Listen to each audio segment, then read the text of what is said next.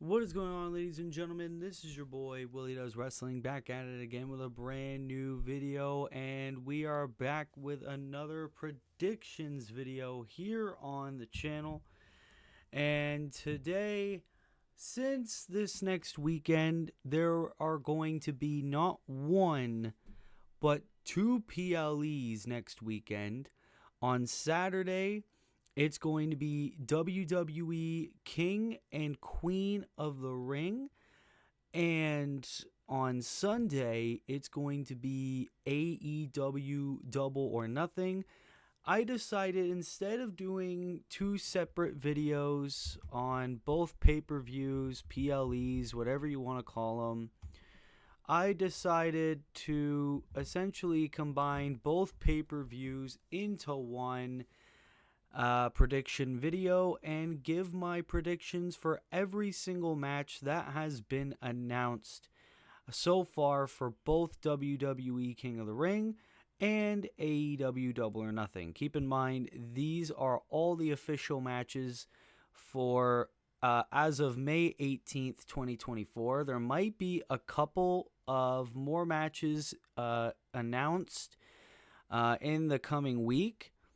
But I'm only going to predict the matches that are officially announced. Also, before I get started with these predictions, I do have to preface, because there are some snowflakes out there, that these predictions are just my opinion and they're based on people who I think are going to win. Not people who I want, people who I think are going to win in these pay-per-views. Also, since I know that my opinion definitely will not be the same as yours, I recommend everyone to leave their predictions for the pay-per-views down in the comments below, and to also state your excitement levels for these pay-per-views on a scale of 1 to 10. I would greatly appreciate it. Also, if you're new, be sure to like, be sure to subscribe, be sure to turn post notifications on. And without further ado, and without wasting any more time, let's get right on into the predictions. Since King of the Ring is going to be first on the weekend, I figured we will start off with the WWE King and Queen of the Ring pay-per-view, so let's get right on into it. First off, we got the Raw bracket winner versus the SmackDown bracket winner in the King of the Ring tournament final. And as you can see, this is the official bracket as of May 18th. We are still in the semifinal round of the King of the Ring tournament. On the Monday Night Raw side, we have Gunther taking on main event Jey Uso. And on the SmackDown side, we got Randy Orton taking on Tama Tonga. So basically, I'm going to predict who is going to be in the finals and who I think is going to win the tournament overall. So let's get right on into it. In terms of Gunther versus Jey Uso, I would have to say I believe WWE is going to pull a swerve and Jey Uso is going to advance to the finals of the King of the Ring tournament. For reasons that I will explain when I get to the SmackDown side. And I know it's like, oh, but Gunther's so dominant. Gunther's so dominant. He's such a kick-ass character. I think WWE, I think how they're going to get Jey Uso to advance is, I think they're going to pull a Chad Gable. And I think Jey Uso will probably beat Gunther by countout. Or maybe some outside interference by somebody who wants to feud with Gunther. And I think Jey Uso might very well advance to the finals. And that's a shame considering the fact that when this tournament was announced, Gunther was actually my pick to win the whole damn thing. But as the rounds of the tournament kept going on, it seemed more and more obvious that the finals is going to be Jey Uso versus, and my prediction for the winner of Randy Orton versus Tama Tonga, I'm going to go Tama Tonga. I think the obvious bloodline interference is going to occur, which is going to cost Randy Orton the match. Randy Orton has also kind of been selling a knee injury of some sorts last night, and I think the bloodline is going to help Tama Tonga advance to the finals of the King of the Ring tournament, which basically means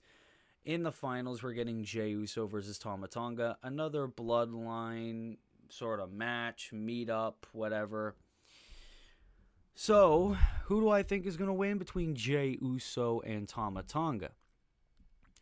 I think I'm going to have to give it to Monday Night Raw's Jey Uso. Now, listen, I know Jey Uso has been sort of subject to criticism in the IWC for his lack of moveset. Oh, all these opportunities that he's getting. Oh, his catchphrase is annoying. Blah, blah, blah, blah, blah. But to be quite honest, I don't mind Jey Uso all that much, and I think Jey could very well benefit from being crowned King of the Ring, especially considering the fact that most of the big matches that Jey Uso has, I feel like he's been missing out on all these opportunities. I think it's about time to give him an actual singles accomplishment, and especially since Jey Uso, I mean, he's a top merch seller. He's over as fuck. WWE definitely sees something big in Jey. I think they should take advantage of that and make Jey Uso King of the Ring.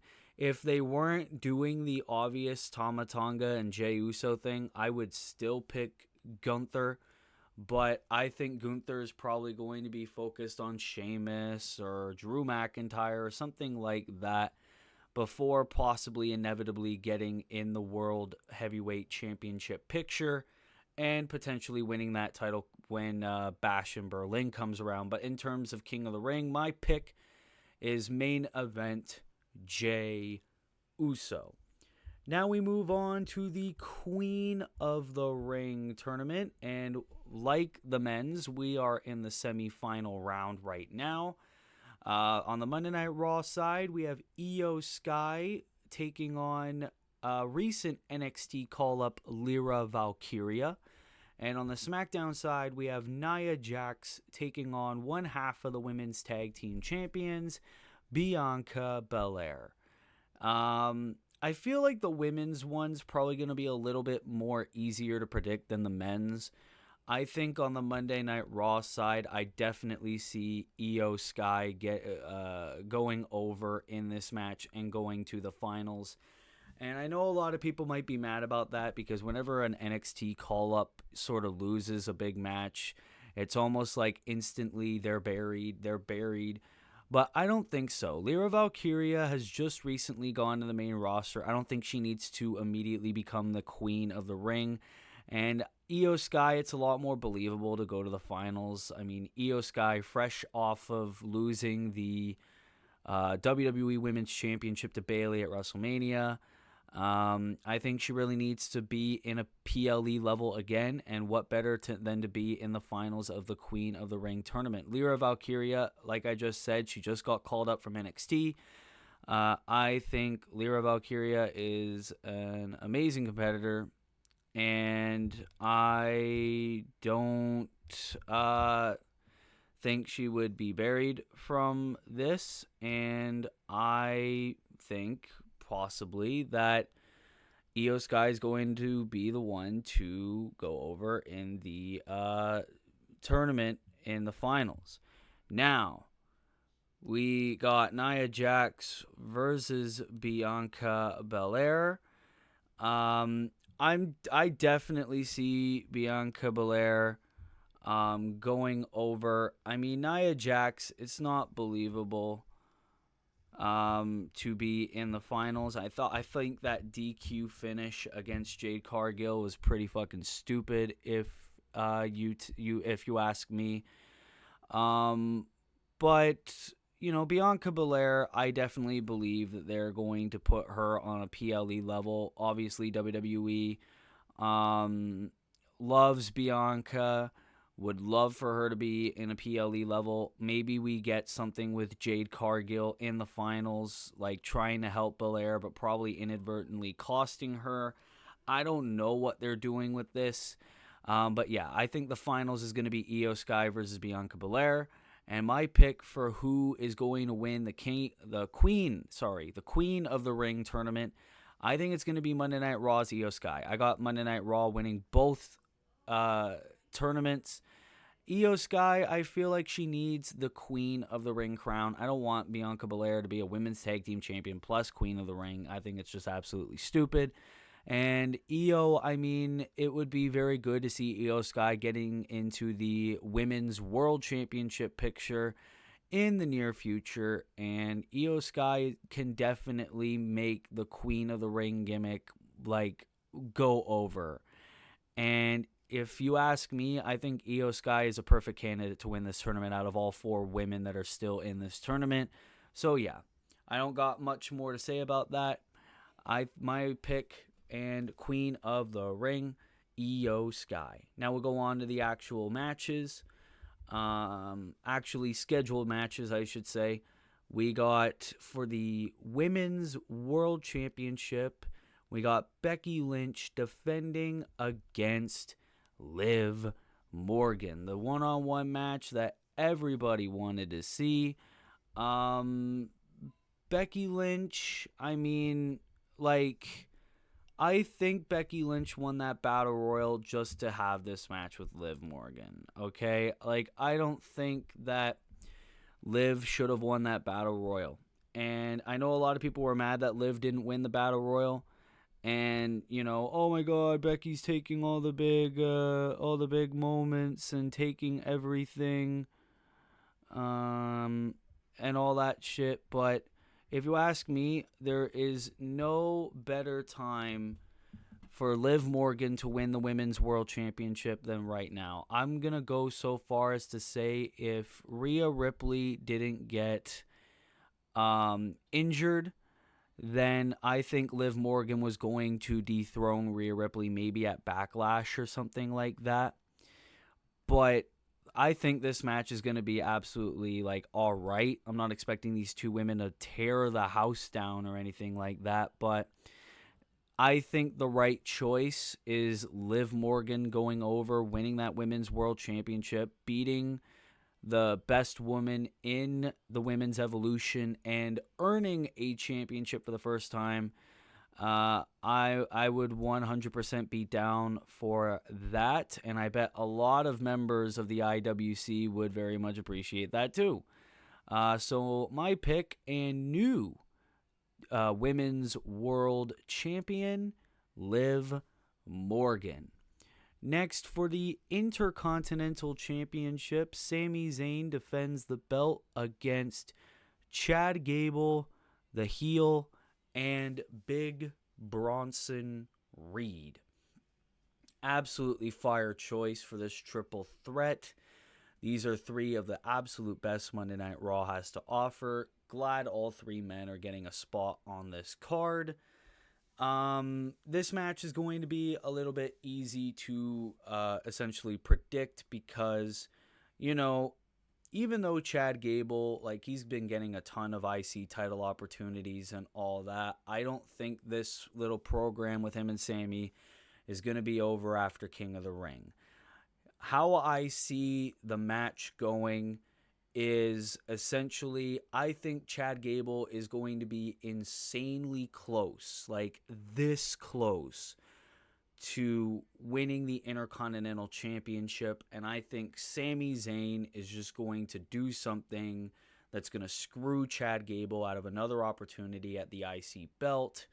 I think Bronson Reed is in this match just exclusively to take the pin.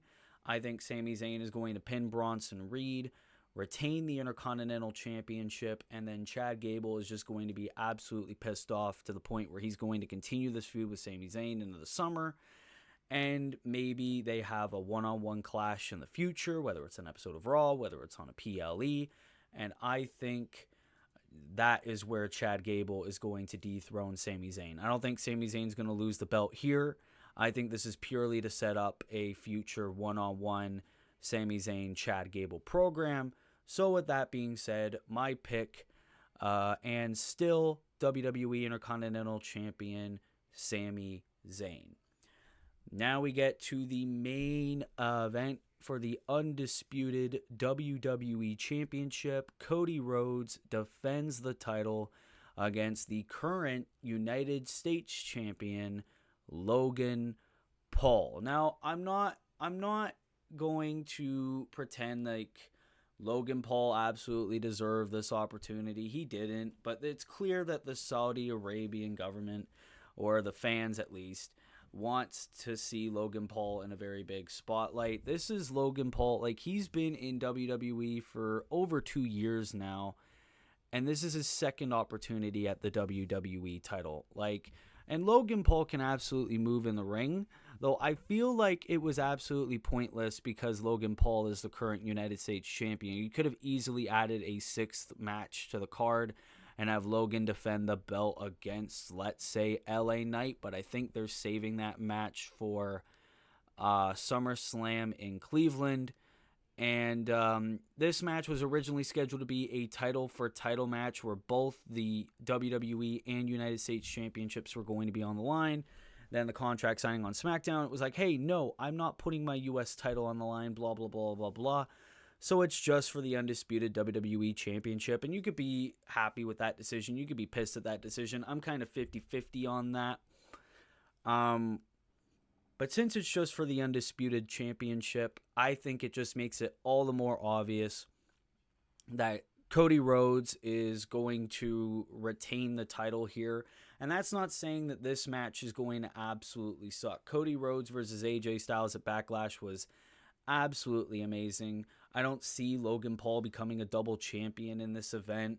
Cody Rhodes just won the championship, ended a fucking 1,400-day reign at WrestleMania with Roman Reigns and all that. I don't think Cody Rhodes is just going to beat Roman and then go on to lose the belt to Logan Paul of all people. But I think this is going to be an absolute back and forth contest. Logan Paul is going to show us a bunch of stuff that he's been able to do. But in the end, I think it's obvious. The winner and still undisputed WWE champion, the American Nightmare, something, Cody Rhodes.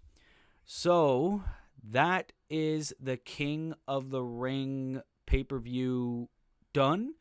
But before I move on to AEW Double or Nothing, I think I need to address the elephant in the room, and that is the Wyatt Six, Uncle Howdy and the little faction. I'm going to also predict that faction is going to be revealed at the end of the King and Queen of the Ring pay-per-view or somewhere in between.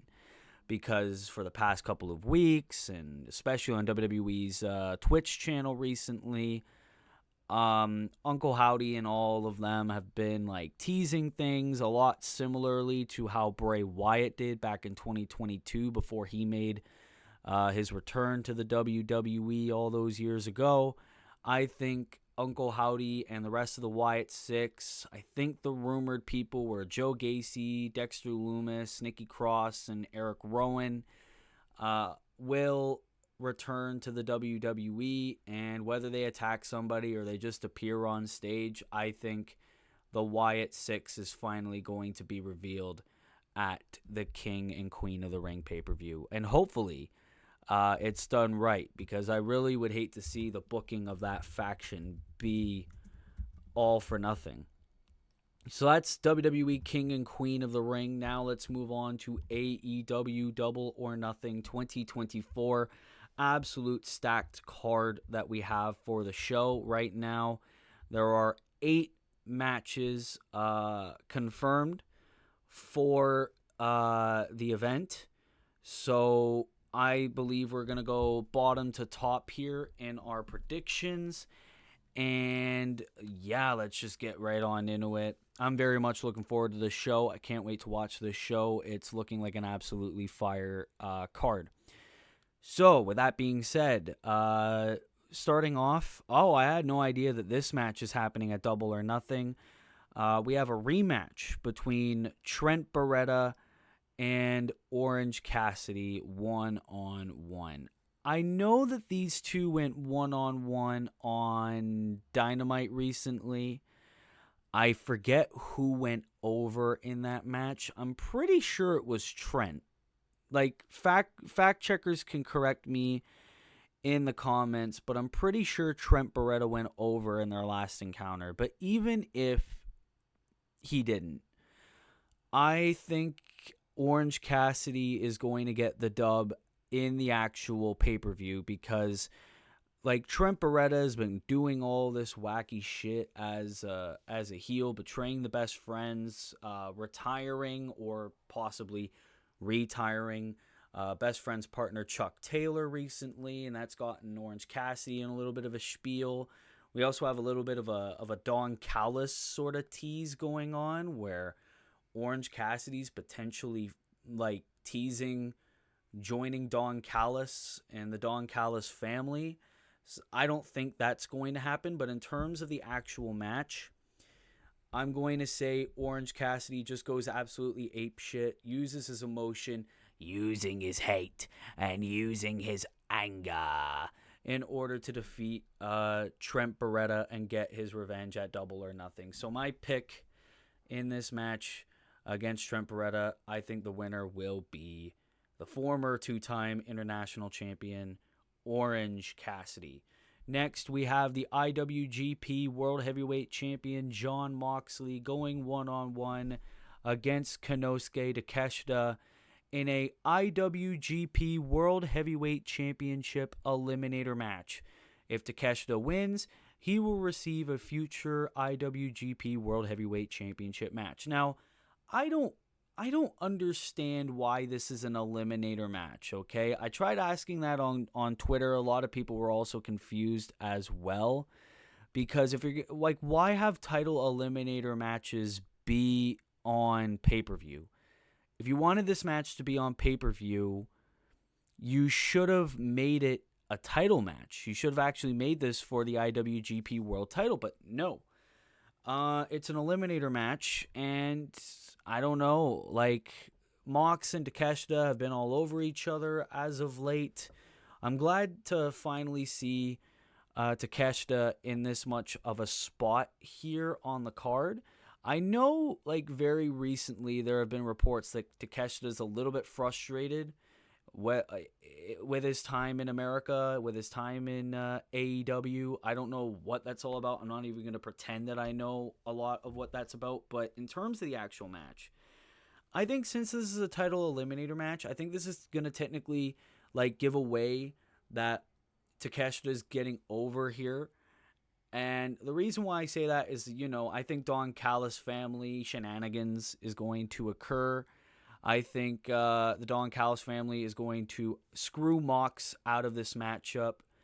And I think Konosuke Takeshita is going to get the win here. And I think he's going to get a shot at the IWGP World title at Forbidden Door. I think that's where we're actually going to get the title match. I could be wrong, however. But with the way that this match really seems to be building, I'm going to go on a whim here. I'm going to say Konosuke Takeshita gets over here. He's going to beat Mox at Double or Nothing, and he's going to go on to get a IWGP World title match at Forbidden Door. And I think that's going to main event the show. So I'm going to go on and say that. Next, we have a barbed wire steel cage match for the AEW TNT Championship. Adam Copeland putting that championship on the line against Malachi Black. And listen. I love Adam Copeland, okay? Adam Copeland, one of my favorite wrestlers of all time. And Malachi Black, one of my favorite, like, current day wrestlers of all time. I'm very much looking forward to seeing this match. Barbed wire steel cage. I'm very interested to see how this match is going to play out. And everything like that. Very clear that this is to prevent any possible House of Black interference or Kyle O'Reilly interference, because Kyle has been involved in this match. In this feud as well. But like this is probably going to be one of the hardest matches to predict of the entire weekend, because on one hand, you have Adam Copeland on a decent run as TNT champion, putting on these open challenges every single week, or almost every single week. He's still a little bit recent in this run, but you also got Malachi Black, one of the most underutilized wrestlers in terms of the singles division, and who's overdue for a championship run in AEW. Malachi Black is way too talented to not have a championship. Malachi Black, it's very hard, because it's like I could see this going either way.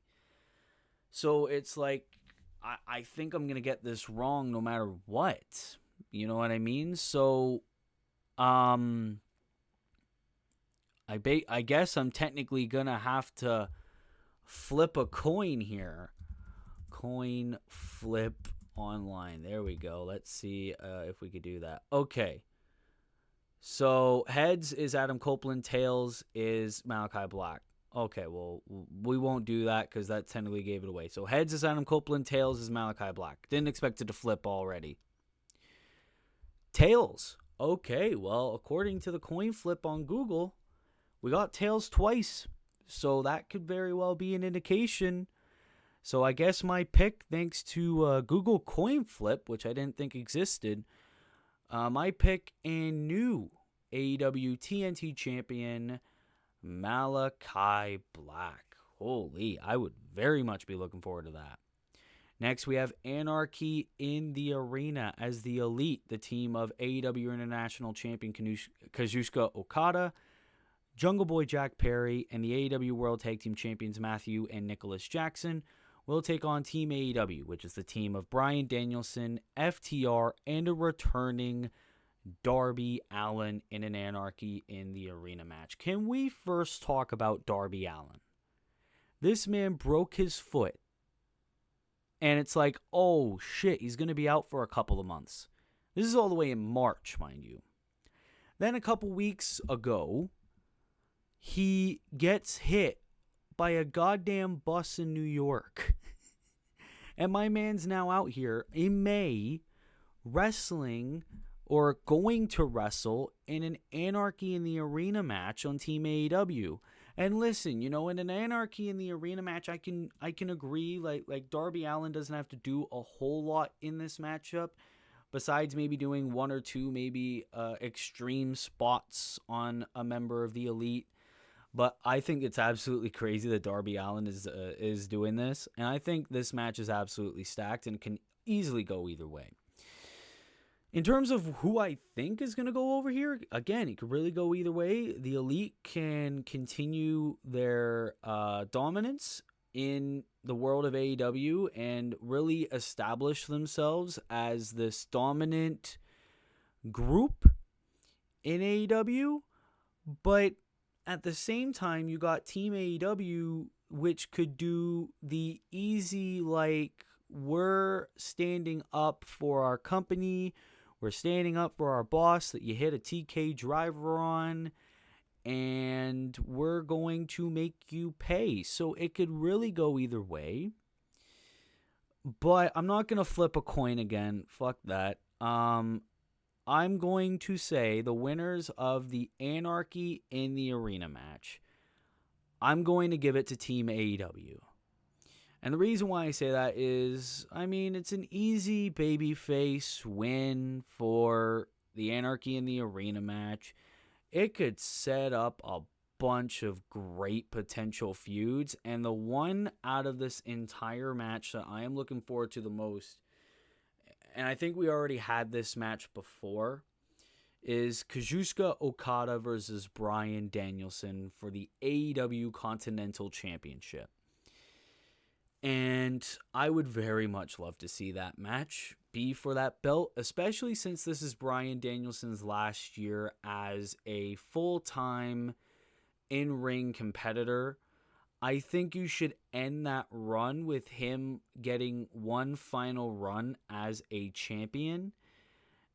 Even if that run is so short, like couple weeks long, a month long, you know what I mean? Maybe give him 2 months with that belt.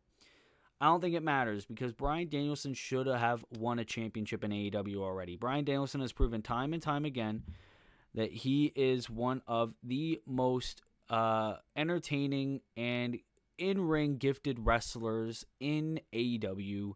He already went through a grueling retirement, and he's back, and he's out there putting on bangers every single week. But in terms of Team AEW, I see them doing the traditional babyface win, beating the Elite. Whatever happens from this match afterwards, I have no idea. But I would very much love to see Okada versus Danielson one more time. So, yes, my picks for the Anarchy in the Arena match, because I've been rambling way too long, Team AEW. Now we move on for the AEW World Championship. Swerve Strickland defends the championship against my king, Christian Cage. Now listen, okay? I know this is bias, okay? I know this is 100% bias.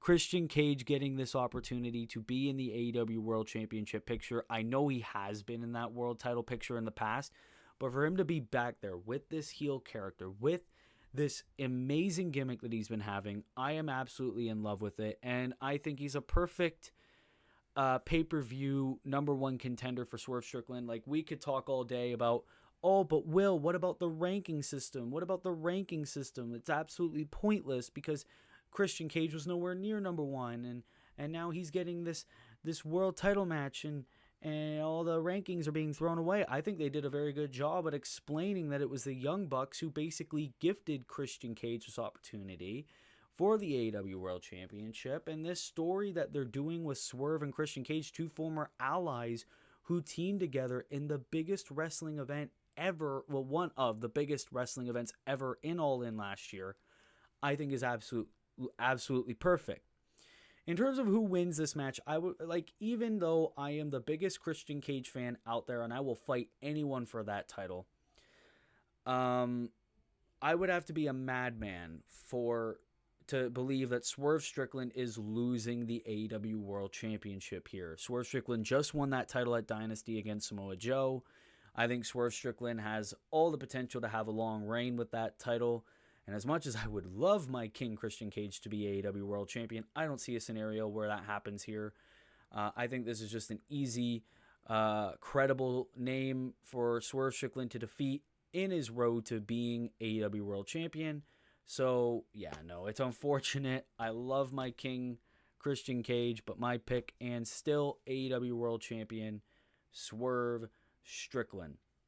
Now for the AEW Women's World Championship, Timeless Toni Storm defends the title against former Straight Edge Society member Serena Deeb. Serena Deeb has been in AEW for so damn long, but it's finally, it's great to finally see Serena Deeb getting this opportunity in this big stage that is Double or Nothing. Serena Deeb has been there forever. I feel like this is just AEW's way of awarding her for her loyalty there and being through all this and, all these absences. But, Serena Deeb, not taking anything away. She's an incredible competitor, and I feel like, she's underutilized in AEW. But Toni Storm is having this amazing run. I don't know who is going to beat Toni Storm. I don't. Maybe Jamie Hayter when she gets better. But in terms of Double or Nothing itself, like Christian Cage, I don't see a scenario where Serena Deeb gets the upset win and becomes the new AEW Women's World Champion. I think Toni Storm can easily, hold that Women's World Championship until maybe All In this year. I can very definitely see it. And especially since I feel like there's more long-term plans for Toni Storm after this. I think at Forbidden Door, I think Toni Storm could put that women's title on the line against that woman from Stardom that Mariah May is having a thing with in kayfabe. I don't know her name. I'm not like, I can't even pronounce it, but you guys probably know who I'm talking about if you watch the product. I think she's going to defend the title against her at Forbidden Door. Maybe like Jamie Hayter could return, or someone else like for Toni Storm to face at All In. Maybe that's where she loses the belt. I have no clue. But in terms of AEW Double or Nothing itself, my pick, and still AEW Women's World Champion, Timeless Toni Storm. Now we have the second last match in our predictions video for the AEW International Championship. We have Roderick Strong defending the championship against the aerial assassin Will Ospreay. Now, I think this is an absolutely wild decision to have Will Ospreay challenge for the AEW International Championship at Double or Nothing against Roderick Strong, something that I don't think a lot of us really expected. I think a lot of us expected Will Ospreay to either continue his storyline with the Don Callis family, continue his story with Bryan Danielson, or just get propelled into the AEW World Championship picture. I don't know what to think about what the final outcome of this match could be. Like, I don't think Will Ospreay is going to become international champion here.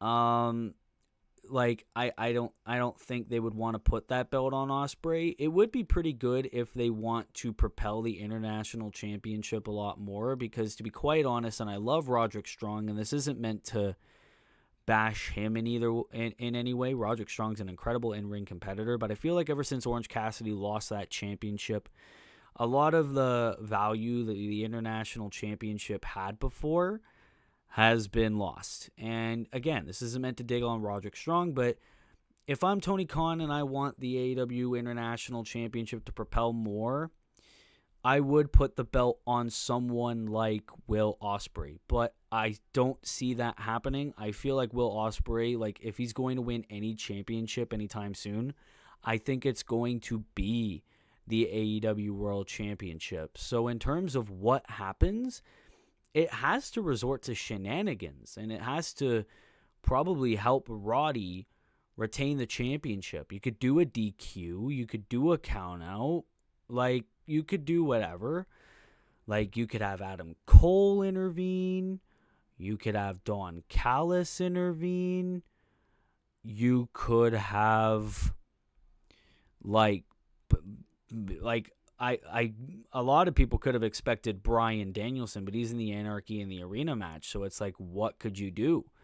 Like, again, you could have a Don Callis heel turn. You could have Powerhouse Hobbs betray Will Ospreay. Or, you could have Adam Cole, like, solidify that he is okay, that he is better.